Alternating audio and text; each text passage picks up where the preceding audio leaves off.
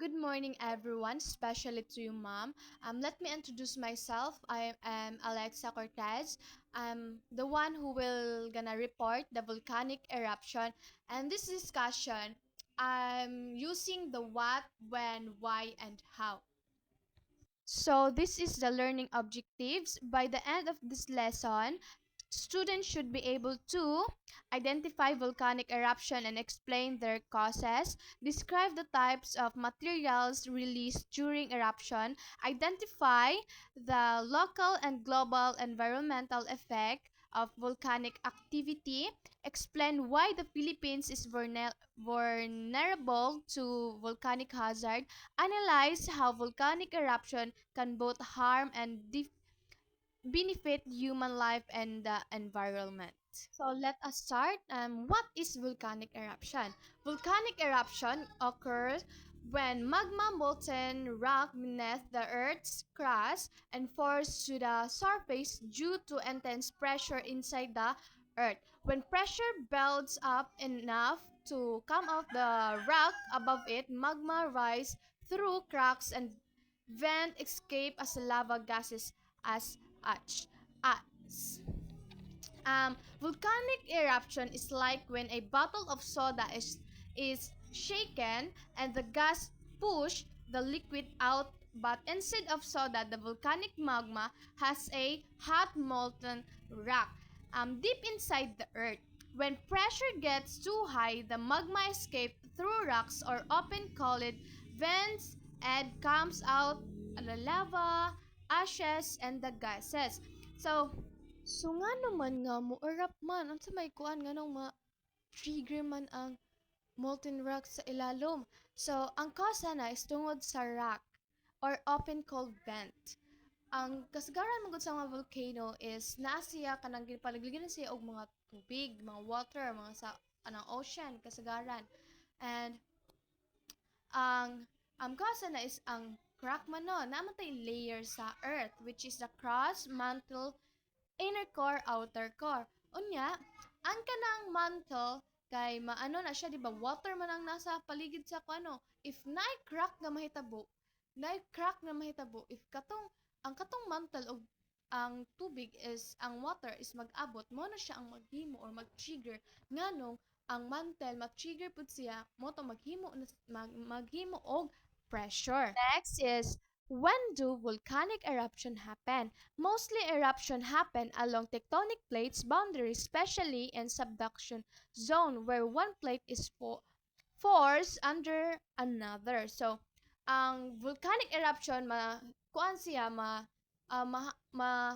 himo siya tungod sa tectonic plates boundaries. We have different boundaries, di ba? We have divergent, convergent.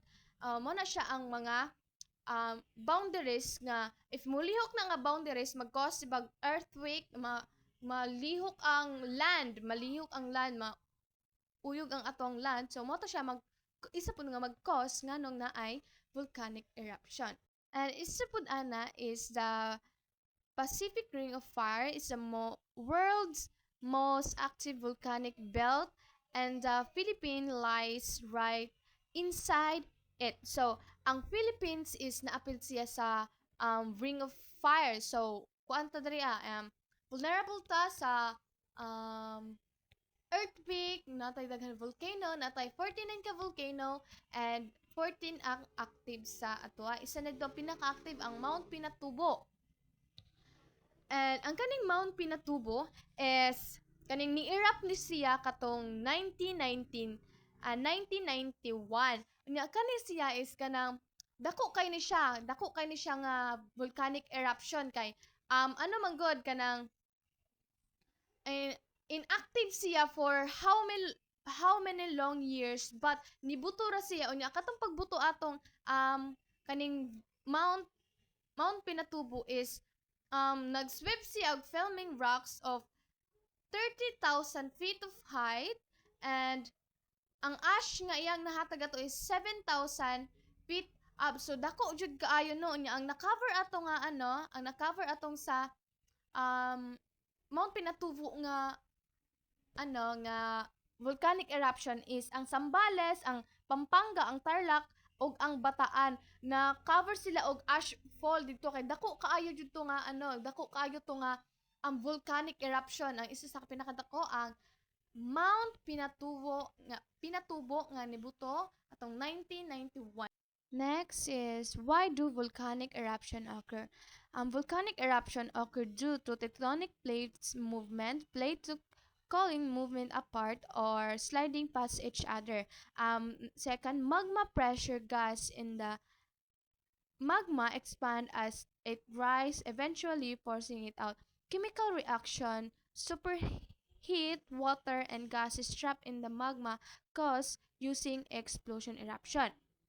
So, tectonic plates, the Earth's surface is made of gland puzzle pieces called plates. These plates can dump into each other, move forward, or slide past each other when moved. If mulihok na sila, the crack opened and magma can find way out. So, magma pressure, it is deep inside magma has a gas bubble. As a magma move up, the pressure drops and the gas expand. Just like opening a soda bottle, this explosion push magma out of the volcano. So, chemical reaction, sometimes water gets trapped deep under the water with the magma. The water turns into a super hot steam and mix with the gases, create an explosive force, the blast everything out. So, mo na siya ang mag-cause ganong na ay eruption. Next, we have, how do volcanic eruption affect the environment? Volcanic release three main products, and this is the three main product: the solid, the liquid, and the gases. The solid is the cycloclastic materials, which is the ash, volcanic bombs, and blocks. Ang liquid na pod ang lava flow. Ang lava flow, we have two type: the low viscosity lava flow and the high viscosity lava flow. Kana siya ang kanang maka-cause jud og kanang explosive na kanang dako. Para sa Mount Pinatubo is kato siya is kanang high viscosity flow. Serm harmless, which is the steam or CO2, other deadly carbon monoxide, sulfur dioxide, hydronic sulfide. Next is they have a local environmental effect. Lava flow destroy everything in their path but move slowly even for evacuation. So, ang kaning lava is kanin na siya ang katong gawas na sa magma. Ang katong napa sa ilalim sa volcano, katong napa sa mantle na sagol sa katong mantle gali, na dito kanong kuan na siya magma pato na dito. Pag magawas na siya sa baba sa volcanic, mo na siya ginatawag og lava. And next we have a cyclolastic flow, fast moving super hot clouds of gas and ash can plate are instead. So that is the cycloclastic. Unya ang kaning ashfall kay makadamage siya crops, roofs and health. Nga naman makadamage siya health is masuffocate man gud ka na ang kaning ashfall no kay ang katong sa Mount Pinatubo is dako kay daghan kitog damage kay nga naman na damage ang lugar sa Zambales, Pampanga, Tarlac, ang Bataan og ash na cover lahat. Daghan kay kuan na to ang mga hayop na matay, ang ilang mga balay natabunan. Unsa ba to, daghan kay sila mga gamit na dili na nila magamit tungod kay natabunan sa ashfall. Nya kanang ashfall ni pilit na ba na di na dali-dali makuha. This is one or lahar, volcanic mud flow caused by heavy rain mixed with ash, burning towns and firm land. So that is lahar. Kana siya kanang gisagol sa ulan o katong sa gali siya sa ash nga gihatag sa volcanic eruption. Nga naman nga ang kuan is na siya global environmental effect. Climate change calling volcanic ash and sulfur gases block sunlight, lowering earth temperature. Ang katong is katong ang katong ash sa volcanic eruption sa Mount Pinatubo kay dako biya kay tuno. Ang ash ato nihatag is 70,000 feet up. Na-cover dito ang Zambales, ang Pampanga, ang Tarlac. Unya, ang maapil ang ato ang temperature. Ang nakatong na-delay ang ato ang global warming is 5 years bago to naka-recover no. Unya, ang ato ang temperature ato kay nag-delay siya og 0.5 Celsius. So, maapektuhan ang ato ang global warming tungod sa sa volcanic eruption. An acid rain, sulfur dioxide drain into sulfuric acid in the atmosphere.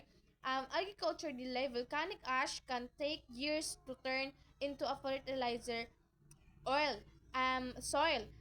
Long-term benefits, volcanic soil become rich in minerals, calcium, nitrogen, magnesium, and phosphorus.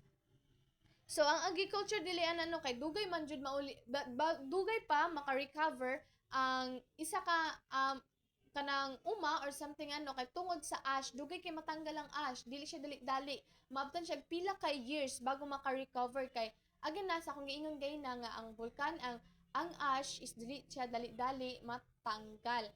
And mga nang ma-delay ang agriculture, dako ka siyang impact sa ato ang sa atong environmental.